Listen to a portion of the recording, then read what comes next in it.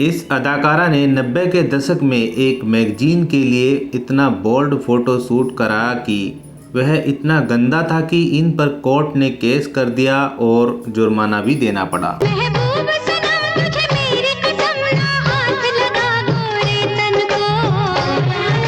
और इस अदाकारा का करियर टॉप पर चल रहा था, लेकिन एक स्मगलर से शादी करने के लिए उसने सब कुछ छोड़ दिया और इस्लाम धर्म कबूल कर लिया।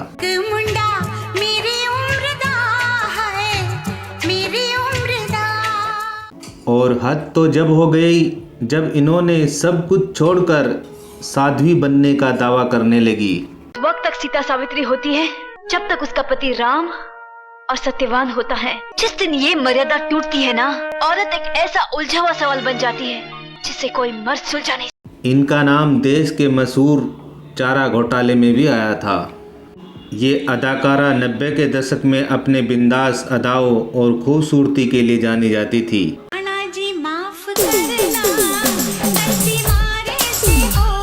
अपने बोल्डनेस अदाओं से दर्शकों को दीवाना बना दिया था। तो कौन थी ये अदाकारा, जानेंगे और भी बहुत कुछ। आप बनी रहेगा हमारे साथ। मैं हूं आपका दोस्त एंड होस्ट M.A. चौधरी। आप देख रहे हैं बॉलीवुड स्टार सफ़रनामा। मेरे प्यारे दोस्तों, वीडियो को लाइक और चैनल को सब्सक्राइब भी कर देना ताकि आप लोगों को समय से ताज़ा जानकारी मिलती रहे।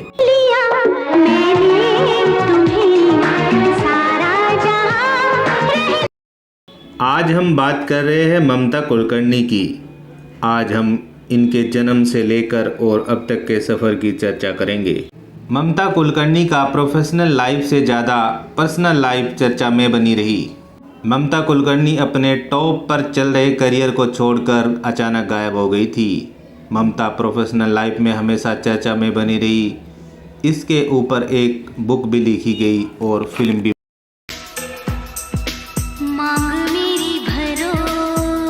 बनेगी। ममता कुलकर्णी का जन्म 20 अप्रैल सन 1972 को एक ब्राह्मण परिवार में हुआ था।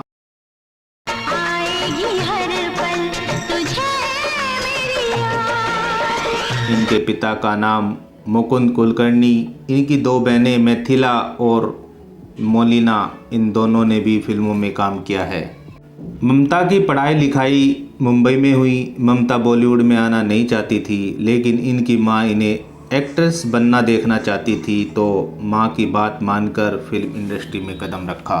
और मम्मी का तो दैट 1940-50 तो that people even had the desire and believe me I have no interest in films.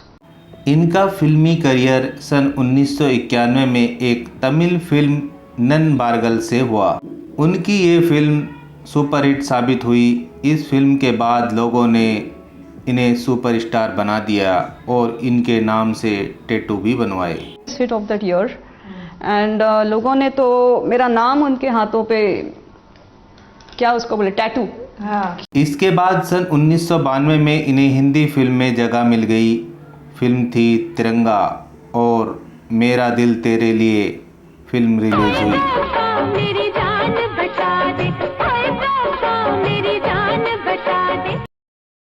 इन फिल्मों में ज़्यादा नाम नहीं कमा पाई, पर लोगों ने नोटिस जरूर किया। फिर अगले ही साल 1993 में आई एक फिल्म आशिक आवारा।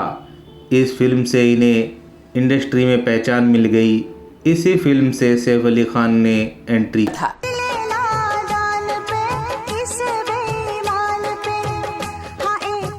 की थी। इस फिल्म के लिए ममता को film fair new face of the year का अवार्ड भी मिला। इसके बाद इनकी कई हिट फिल्में आई। वक्त हमारा है, करण अर्जुन, बाजी, क्रांतिवीर और सब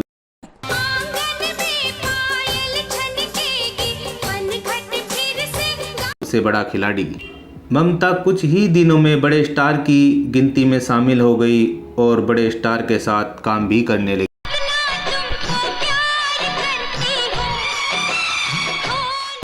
एक तेलुगु फिल्म जब इनकी पहली सुपरहिट हुई थी तो इनके पास 60 तेलुगु फिल्म के ऑफर आए थे। उनका एक गाना फिल्म घातक का इतना सुपरहिट हुआ कि बच्चों को याद हो गया और आज तक उसे भूल नहीं पाए।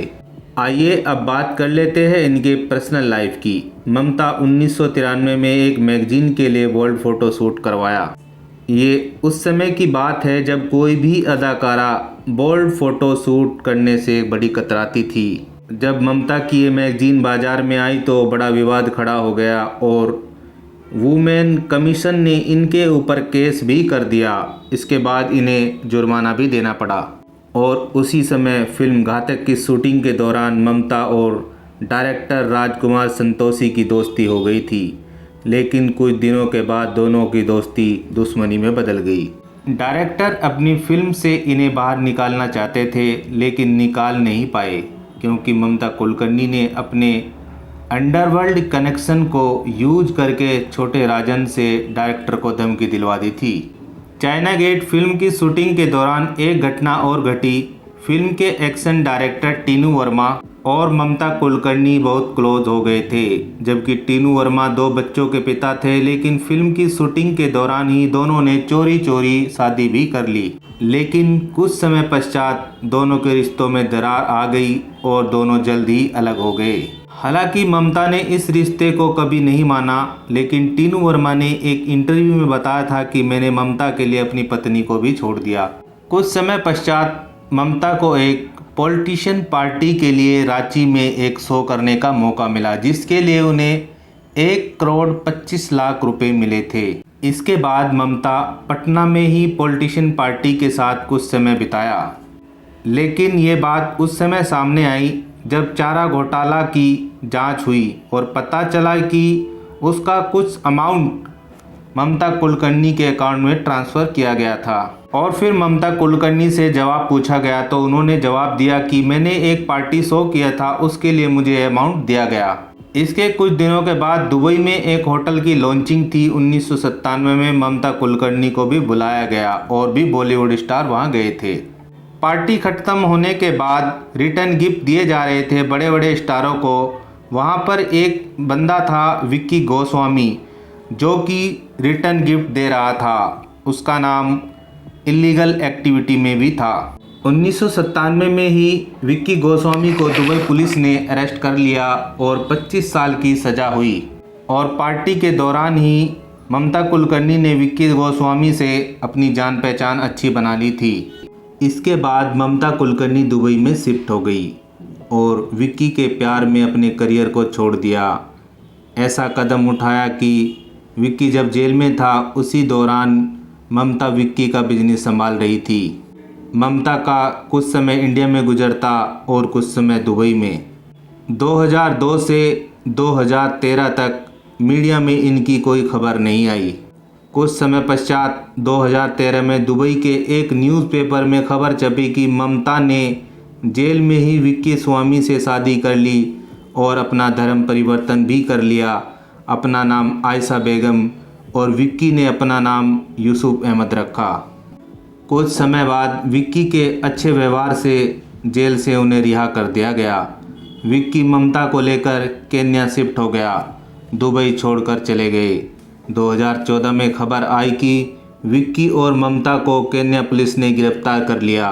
दरअसल विक्की पहले ही केन्या से भागकर दुबई आया था और उस पर कई केस भी चल रहे थे।